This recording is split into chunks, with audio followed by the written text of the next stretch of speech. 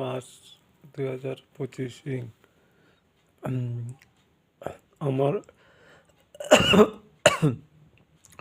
দুইবার লেফটেন্যান্ট যেতে হয়েছে।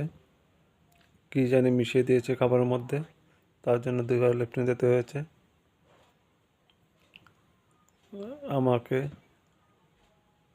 এইভাবে করছে, গীতামূলক,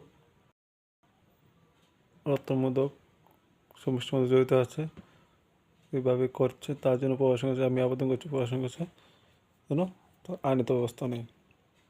আরেকটা বিষয় হচ্ছে, প্রথমত বলছে বাইরে থেকে চলে যাবে, আমাকে অন্য 300 টাকা করে দিত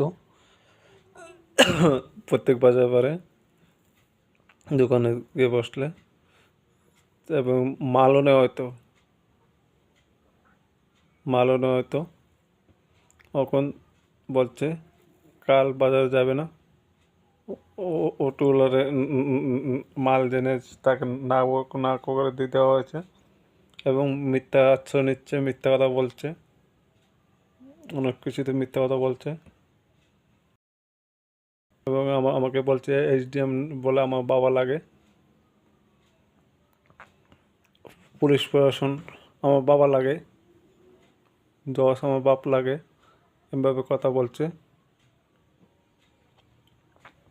গতমূলক। তার জন্য প্রশাসনের আমি আবেদন করছি, প্রশাসন যেন তাদের বিরুদ্ধে আইনত ব্যবস্থা নেয়।